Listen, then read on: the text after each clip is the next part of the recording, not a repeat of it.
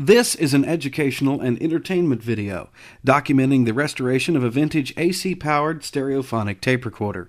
It is being restored by a qualified person who knows how to work safely with live electrical equipment. Electricity can kill.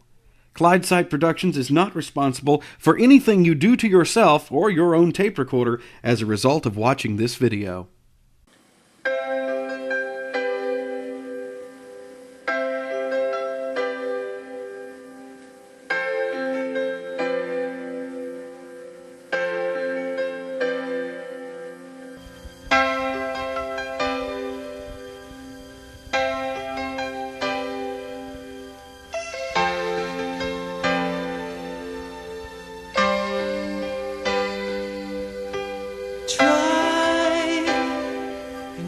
Can strive for your dreams. Seems you never stop. It's an uphill climb, but if you've got the time, you just keep climbing until you reach the top.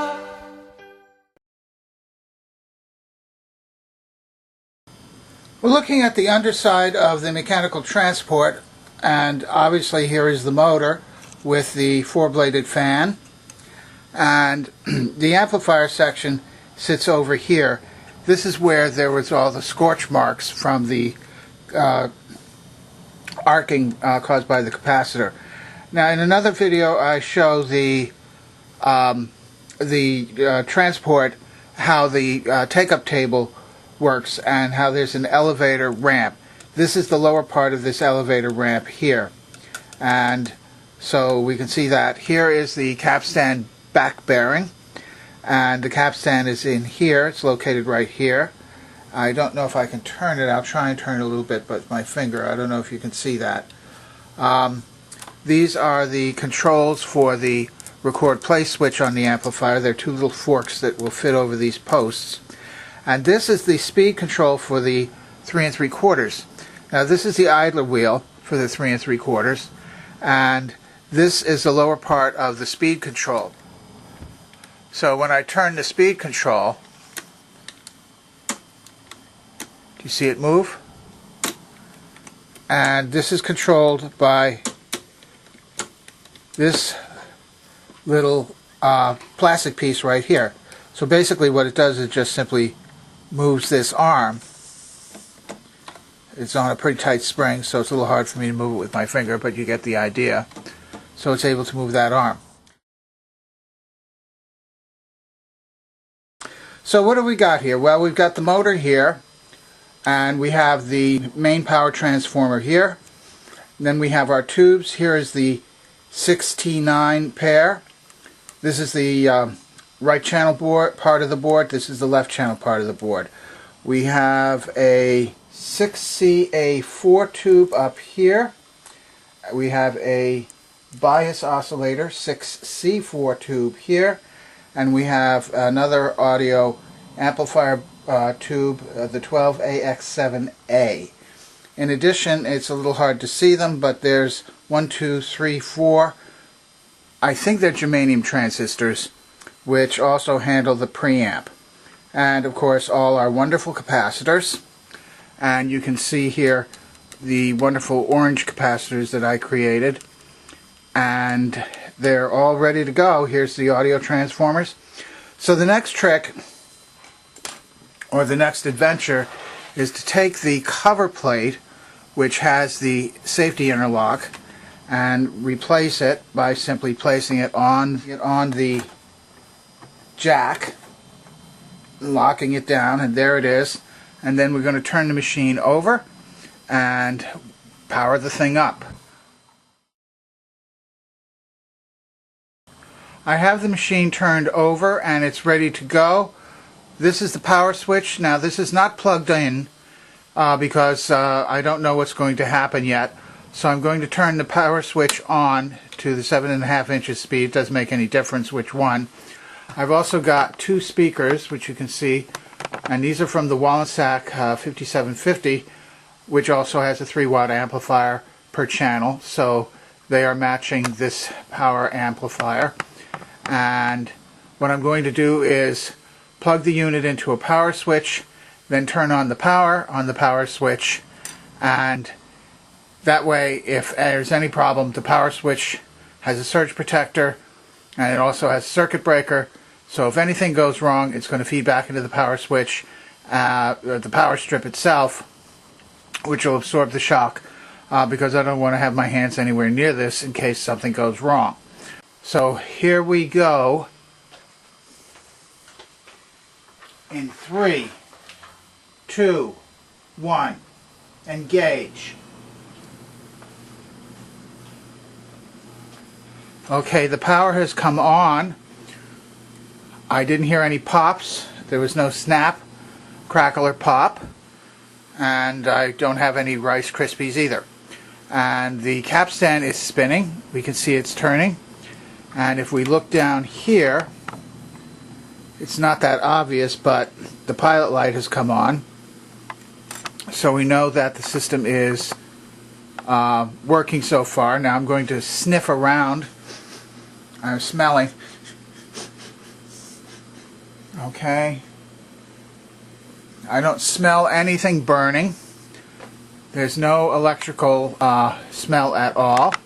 I smell a little bit of the oil from the motor. So let's turn up the volume.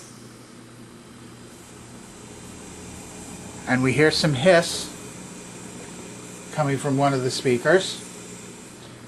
But we have turned all the way up for it. So that's good. Now we turn the other one up. And we hear the hiss coming from that. So that's a sign that there is power in the amplifier.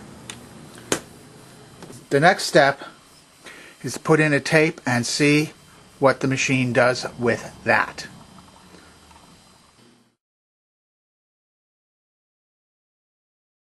Well, we now have the reels on, and these are from my Wallensack 5750, and there's pre-recorded material on it.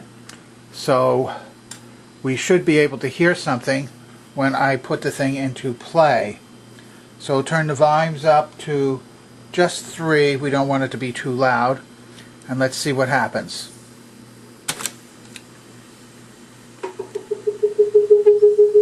I am TIAC 4010 SL.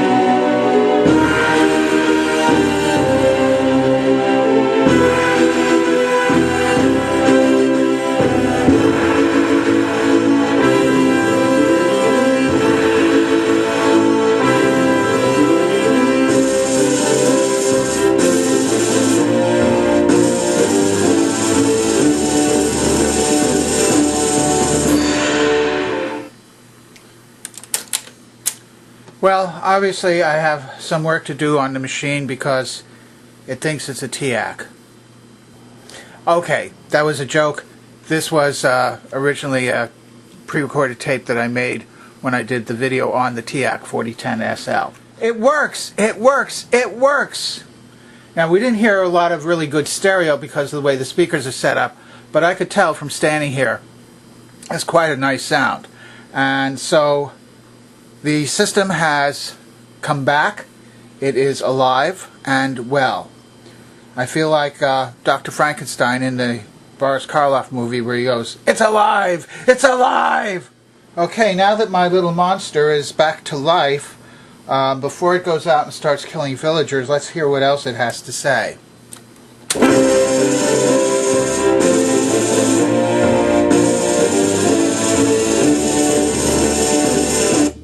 I can see that the meters are responding. So they're showing me that the system is working. Obviously the pause control works.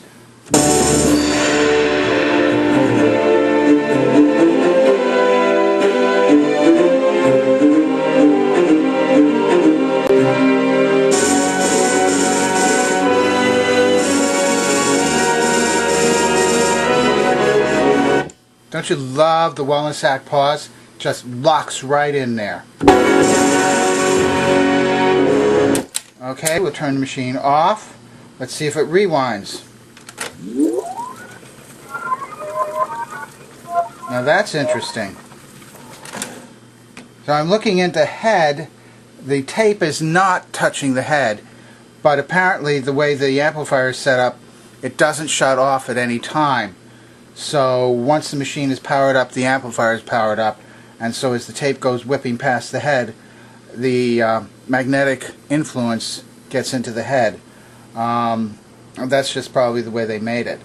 Let's see if we can change speeds. There's off.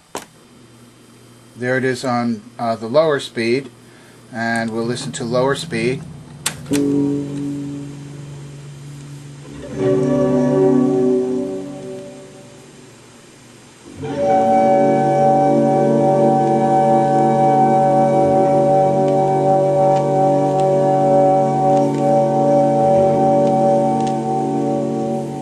Thing is working. The next step is to test it for recording. So since I have this as a pre-recorded tape, I'm going to go to a blank spot and we'll test that. Here we go. Fast forward. Now you notice the fast forward isn't that fast because we're at 3 3/4 speed, and the fast forward is directly proportional to the speed of the capstan. So I'll put it into stop, change over to 7.5, and oh, there we go. Now that's much better. So we'll come back when that's all done. We're ready to give the machine a recording test. I've set the speed to 7.5 because that's optimal. We're going to start with the left channel. So to work the recording, you push the two switches down into the record mode. So now, theoretically, if the switch here is set to monitor, then when I turn this up, I should be able to monitor, and I can see, I can actually hear the speaker, and I have to turn this up to about level 9, level 9, level 9, level 9, and I'm now getting a mid-range reading. So we'll give this a test, and I'll go ahead and set this to level 9 so that it will be ready to go. Here we go. Testing, 1, 2, 3, 4, testing, 1, 2, 3, 4. This is a test, this is a test. This is a test of the Wollensak 1288 stereophonic tape recorder. This is the left channel, the left channel, the left channel. Switching now to the right channel. Testing, 1, 2, 3, 4, testing, 1, 2, 3, 4. This is a test, this is a test, this is a test of the Wollensak 1288 stereophonic tape recorder on the right channel, the right channel, the right channel. And now for some tape silence. So let that go for a second. And we will stop the machine. This microphone, by the way, is the Newcomb microphone. It's the it has a plug on it that will fit into this machine. Let's hear that play back. Turn the volumes all the way back down. Flip those back to play. Rewind. Let's put it in play. Wollensak 1288 stereophonic tape recorder. This is the left channel, the left channel, the left channel. Switching now to the right channel. Testing, 1, 2, 3, 4, testing, 1, 2, 3, 4. This is a test, this is a test, this is a test of the Wollensak 1288 stereophonic tape recorder on the right channel, the right channel, the right channel. And now for some tape silence.